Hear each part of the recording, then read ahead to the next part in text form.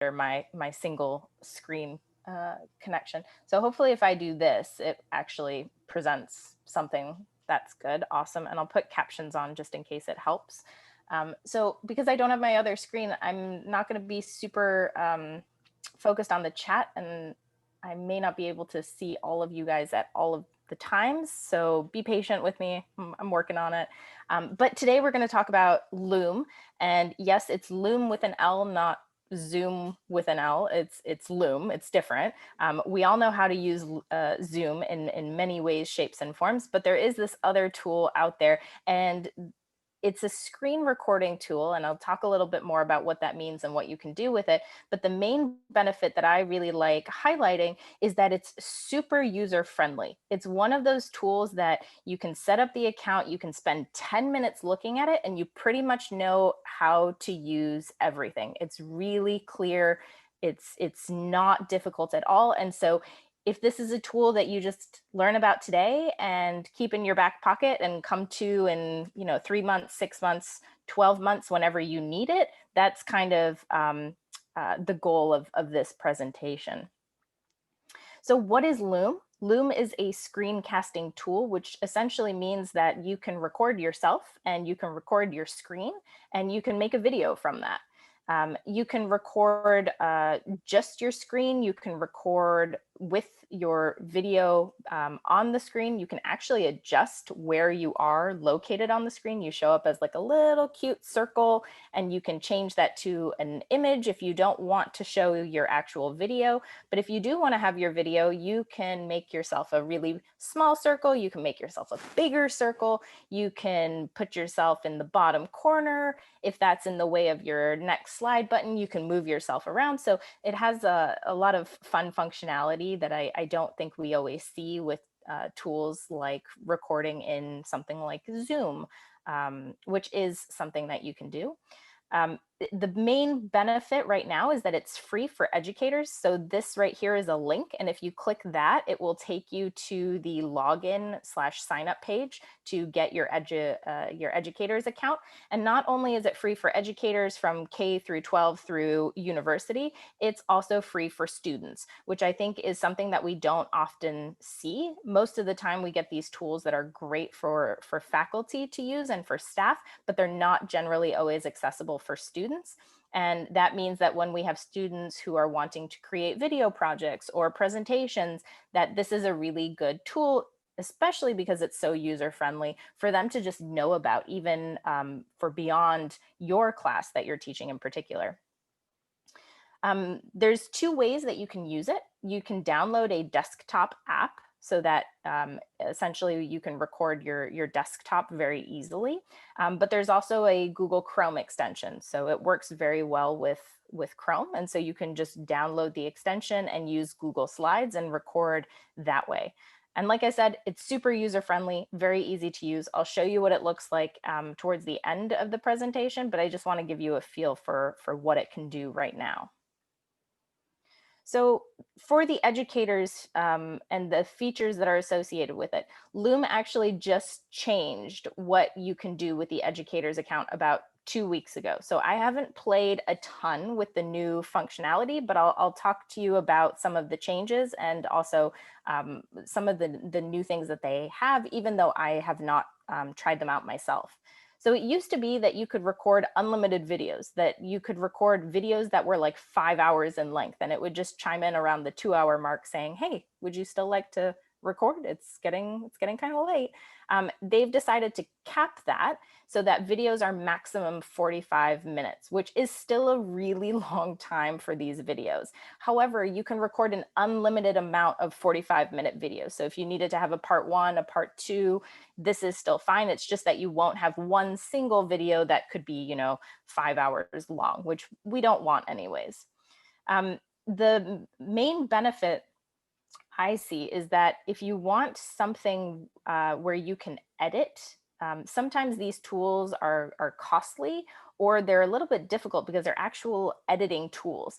And Loom is like a very light version where you can actually edit your recording after you've recorded it. You can remove sections that you don't like. it's not super fancy. It's literally just cutting out a little chunk, and you need to go back and figure out where those chunks need to be removed from. But that's something that is very straightforward, simple to follow. And it's very, like I said, like a light version of a pro editing software. When you record your videos, it actually uploads your video directly to loom.com. So it does not require you to upload your video to YouTube or to another video hosting platform in order for you to put it on Blackboard. It will automatically do this itself. So you record, you click stop. Next thing you know, a window will pop up. It'll direct you to loom.com and your video will essentially be there. And so all you need to do then is send that link or embed that link into your course site. So there's none of this like, I need to upload my video, I need to deal with moving this somewhere else, putting this on YouTube. It's very straightforward. And even though it auto uploads, you can still download the video yourself later if you wanted it. So once it's up there, you can just click a button that says, I'd like to download this, and you can get like an actual MP4 or MOV file for that video itself. Some of the new features involve something called Teams. This is in like a beta mode. I'll talk about it in a couple of slides because I haven't played with it myself, but this is great for teams that want to share materials together. So potentially you have a group assignment and you want everybody to see one another's videos. This essentially allows you to share folders. And one of the things that I really like about Loom compared to hosting a video on something like YouTube is that you have a little bit of extra security here. You can password protect your videos. So you can send your students a link, and that link can be accessible for them to use, but you could say, okay, you also need this password, and maybe it's the name of your course or something, a keyword that you use in class a lot. And that means that they can only view the video if they put in that password. So it's kind of like unlisting your videos on YouTube, where students could only see it if they actually have the link, but it's just a little bit of added extra security, just to maybe make you feel a little bit more comfortable with sending out those materials.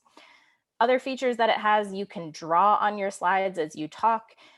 When the video gets uploaded and students see it on a page, if they actually go to the Loom link itself, they can react to it with emojis, they can comment on it like a YouTube video. It will even give you a timestamp of where they commented, so you can get an idea of what are they enjoying in this presentation and what is maybe confusing or what do they need clarification on. So it's very much so like a YouTube looking interactive format. Okay, so I wanted to kind of show you what it looks like. If you go to loom.com, you set up your account, this is the main screen that you will see. And so you can note that I have a couple of folders here that I've created, and I can drag these videos if I wanted to into these folders, and I can share the links of these folders. So for example, if I wanted to put all of my videos for my companion animal course in one place, I could send my students the information regarding this folder, and they could go get all of the videos there in one place. But all my individual videos that aren't in folders then show up here. So these are ones that have not yet been placed into one of these folders. If you go into the folder itself, these are some of the videos that I have posted in there. So here this is kind of like a test site for me. These aren't really course videos. They're just examples, but you can see that I've got multiple videos here. Some of these videos will give an automated name. I haven't renamed them, but it's very easy to just rename them whatever you want. But you can see here that all of my videos that I want to have in this folder are here in this folder, and it gives me a sense of organization. If I were to click one of those videos in particular, it would take me to this page where I have a little bit more functionality about what I want to do with this video. So I can play the video and just watch it. One of the cool features, I don't know if I like this or not, is that when you play the video, it will actually give you the option to play it in a faster speed, which I think is kind of interesting. You could watch it at 1.5 times the normal speed, which maybe gets you through it a little faster. I don't know if there's pros and cons to this, but it's something I haven't really seen before, so worth mentioning. But probably most important is that up here, you'll see the send your video, and it has this lovely thing that you can just click. It's a copy link, and that's the link that will take anybody to this video.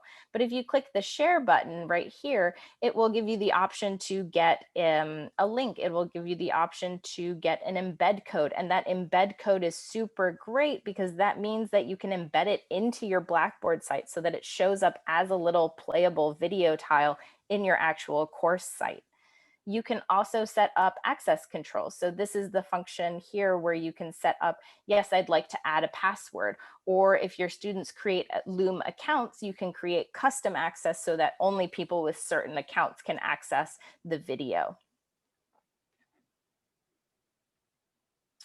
So just to go into this a little bit more, I want to show you right down here on this main page, it says edit your video, and it's cut off by this screenshot. But if I were to scroll down, I would see this, and it would say settings, trim, call to action, custom thumbnail. And probably the most important ones are the settings and the trim function. Within the settings, you have a couple of things that you can do. You can turn off comments so that no one can comment on the video, or you can turn it on to get comments. You can turn off the email notifications because if you have 100 students commenting, you may not want to get notified every time someone leaves a comment. The emoji reactions, that is this idea that when students are watching the video, they can put in like a cute little like thumbs up emoji. And that tells you, maybe they're understanding concepts or things like that. But if you don't want to use this and you would prefer students not, you can turn off this setting. The one that might be good for thinking about students and their difficulty in accessing internet content is that you can set it so that the viewer can download the video. You can also turn this off in case you don't want students downloading the video. But just think about, you might have a student sitting on a train or commuting somehow, and they may need to not have a stable internet connection. And that might not be possible if they have data caps. So potentially giving them the ability to download this video at home and then watch it just on their computer might be helpful for them. The call to action button is actually really fun. I just want to highlight it. It's a button that will show up in the video, and it will allow you to click it, and it will take you to a link. So let's say you're presenting something and you want your students to interact on a Google slide together, or like a Google Doc, or you want them to go to a poll. You can put in a text button and just title it whatever you want. Click here to go to link, put in that link, and when the video is playing, the students will be able to click that link and it will take them to it. This can also be helpful for if you want them to watch a supplementary YouTube video or something of that sort. So that's kind of like a fun function that is more interactive, possibly really helpful for this asynchronous type of video where you may not necessarily have that chance to really interact with your students in real time like you would in a synchronous class. Okay. I just wanted to also highlight the different options that are available with that password protecting. So I showed you earlier that you have this access control button on the side, and you can add a password, but there's also this custom access button. And this is just to show you what the options will look like. They're very clean and very clear. It's like you don't need any explanation to describe what they are. Here you would just enter a password, and that would be the password needed to access the video. And that's with this option of adding a password. And then with the custom access, this is if you were to say, okay, you need login that's required to access this video. So if you had a list of all the email accounts of your students and you wanted them to log in using their email, then this would be the way to allow custom access. So the main bonus, I think, of Loom is this idea that you can edit the video in a sense. So what I just want to show you here is if I were to click that trim button that was in the settings, this is where it would take me. It would take me to this video that I have, and it would have all these different colors. It would have these boxes. It would have this option of reverting to an original or going back to my clip. And so one of the things that's really important is that when it says trim your video, it's not just trimming the start and the end. You can actually trim in the middle as well. So if you were to have messed up somewhere in the middle of your presentation, you can find those sections. You can click the trim button. It would show up right here, and then it would lead you to these little red bars. And you can drag them if you want. You can also use this kind of timestamp here to find the exact time where you want to have the trim start and the trim stop. And then all you would need to click is remove. And the lovely thing is you can trim multiple sections. So you'll see here I've trimmed one that's red, so that's gone in a sense. Here is another one, and here is another one. What I really enjoy about Loom is that even though I trim these sections, and when I click save, it will remove those sections. If I ever want to come back to this area, it will show me still all the areas that are deleted. So if I've messed up, it's not really a big deal because I just need to click either revert to the original or move my trim exactly where I need it to be. So that makes me always feel a little bit better about accidentally misclicking something and having something disappear. It's still always there. This video is, I think, 20 minutes long total, but if I were to go back and check it out, it's probably about 18 minutes since I've cut off so many different chunks. If I wanted it to be 20, could still always make it 20. So this is this new feature, and I haven't explored this at all, but I think it's really cool. It's in beta mode, so I don't know how great it is yet.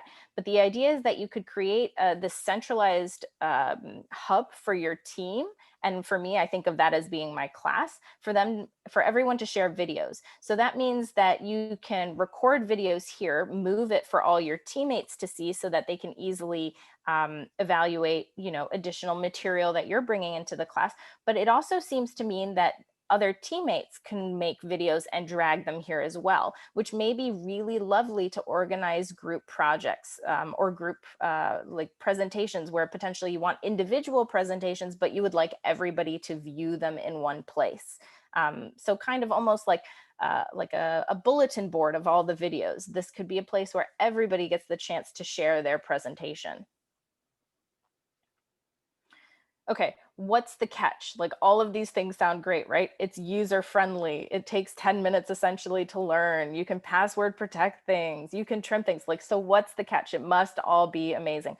Well, the biggest catch right now is that there is no closed captioning, which means that there's no automated captions that come up at the bottom. However, it is listed on their site as being the #1 thing that's requested and is in the works. And the benefit is that there is a great workaround to this. So just like I have my captions right now streaming at the bottom of my page, if I were to be using Loom right now to record it, those captions would still be showing up. So it's not that they're amazing captions because if I were to mess up or the transcription software were to get it wrong, I can't go back and edit it, but the video recording that I make with captions from another program like PowerPoint or Google Slides will still appear in my video. So that is the current workaround. And if you would like more info about how to do that, these are both hyperlinks that will show you how to add captions, which is helpful for any platform that you work with. Even in Zoom right now, it's useful. But I would highly recommend then using this function in tandem with Loom. So a couple of resources as well, just before we close out and kind of, I can show you what the website looks like. We can go through it and see what the desktop looks like, all of that good stuff. Xiao Chen and her team has put together a lovely Padlet that walks you through how to use Loom, that has even resources of how to explain Loom to students. So that's this top link right here. And if you'd like to get into the new features that Loom is offering from this new update that really came just about 2 weeks ago, they even updated their logo. So they did like a whole overhaul of things. This is the link that will take you to this blog post that they've created with all new things that are Loom. So let me go and check out the chat and see what we're talking about. And so Let's see. Cynthia's asking how I'm streaming it now. I am streaming it by simply using Google Slides, and that's this link right here. If you click this link, it'll show you exactly how to do closed captioning in Google Slides, and it's just getting shared with my share screen, so that's lovely. Oh, speed manipulation tends to be a good thing. So interesting that people like this. I haven't tried it yet, so I'm excited. That's very cool. Any questions before we go on, and I can give you a little walkthrough as to what this actually looks like. Feel free to ask in chat, chime in. Sarah, I saw two questions in the chat that I wanted to bring up and have you answer. So Gina's asking, can you upload to Vimeo or YouTube if you prefer, or do you have to house it on Loom? Great question. So since it automatically goes to Loom, it's automatically there, but you can download it and put it anywhere else you want. So as long as another platform would allow you to upload it to their source, you can certainly put it in Loom, download it, and put it elsewhere. I actually did that for a conference. I recorded in Loom, I downloaded the video, and then I just uploaded it to a Google Drive, because that's where the conference organizers wanted the videos so that they could like stitch them all together in some other type of formatting tool. So you can very easily just use Loom as the recording part and then put it somewhere else. Michael is asking, can you clear students' comments and reuse the video next time around? That's a good question. You can copy the video, so you can make duplicates of it. So potentially, even if you couldn't clear the comments, what you could do is you could just create a copy and then move that to a different folder or a different team, so that your future class could just see the same video, but potentially not the materials that come along with it. But that's something that I haven't really looked into yet. But there may be some workarounds, even if that functionality in particular is not available. You should, as the owner, always be able to delete the comments. So if you didn't mind getting rid of them, then this is, a possibility. Gina's asking comparisons to Screencast-O-Matic. So I haven't used Screencast-O-Matic personally. What I've heard from people who have used both is that this is a much user-friendly light version of Screencast-O-Matic that doesn't require the licensing. So it's something that is more user-friendly, potentially has roughly similar functionality, but maybe more accessible in terms of just the fact that it's free for educators, very easy to use, looks like YouTube in many senses. And so that familiarity kind of makes it easy for us to use. And Michael has a question about, can teams stitch multiple videos together so that groups can record asynchronously? I haven't figured out how to be able to do this. I was kind of hoping that I would be able to do something like this for a class, for like a group presentation, but it's not great for that. The only workaround I've kind of been able to figure out is to have them record their videos separately, and then to put them potentially either in one team site or in one folder, so that it would be like part 1, part 2, part 3, part 4. But technically, if you wanted a more cohesive presentation, then VoiceThread is a really good place to do group presentations, because you could have one person talk about one slide, another person talk about the next, then a third talk about, the following. So it may be that there's another tool out there that is actually better for that more group style presentation. This is more like group sharing of individual material, at least for now, that seems to be helpful.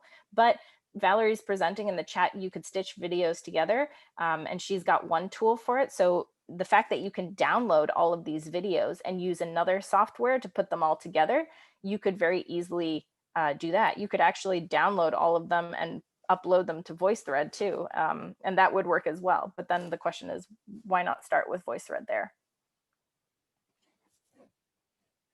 All right. Okay, so I just kind of want to show you what this looks like, and I will warn you, I have to share parts of my screen to do this.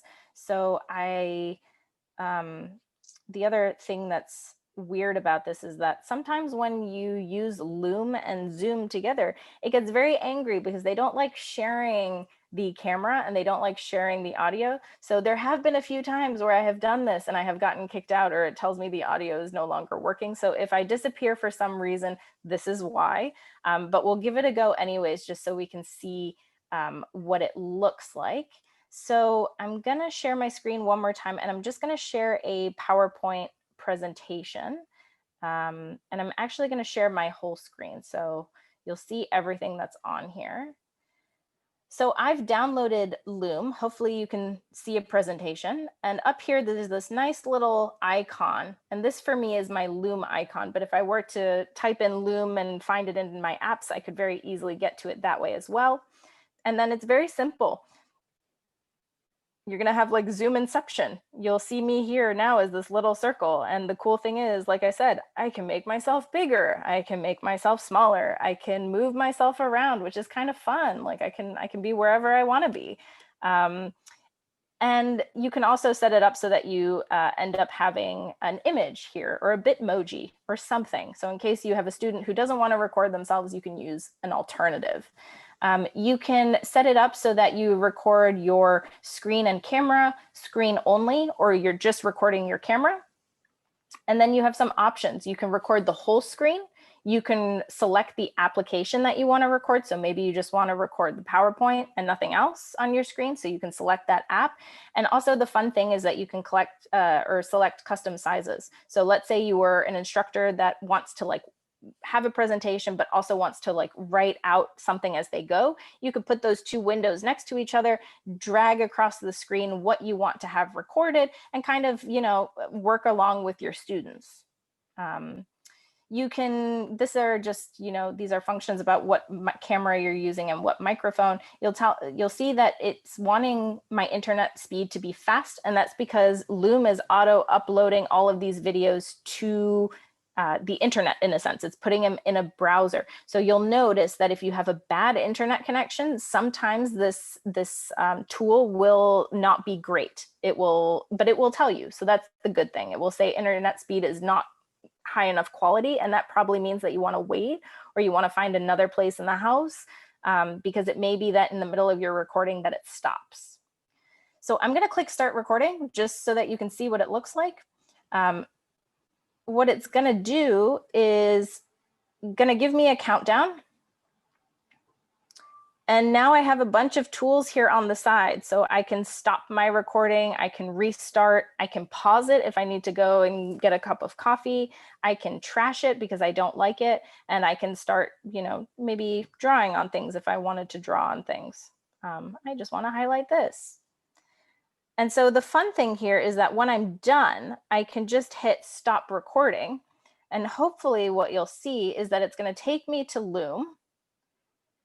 And there's my video. So I will delete this one. Don't worry about it. I know that we're all here, and you'll probably show up, see here at the bottom, but I will delete this. But this is what you can see, the different speeds at which you watch it. Let's say I wanted to call this test recording Loom. I can, you know, week 2, label this whatever. I can add my password so that no one can see this. But let's say I wanted to really get rid of a section. I can hit that trim button, start trimming. I really didn't like the start of this, so I want to remove that. And let's do remove. And I can do another one. I didn't like that section either, so let's remove that. And now if I were to go ahead and publish the changes, it's just gonna tell me Luna is trimming my video. And when I were to click play, it would just play the whole thing, but with those sections that we just removed out of it. And if I wanted to put this video then in a folder, I could. And if I wanted to, you know, do other things and add this this cool button that allows me to click a web link, this call to action button, I could put it in there. But what's really nice is that there's little to do, right? I recorded the video, it's immediately there, it's ready to share, it's ready to go. So that's the benefit of Loom, or using this tool. All right. It is a dog. I'm biased, but I love Luna. I think it's great. Thank you, Sarah. Well, I think we'll stop recording.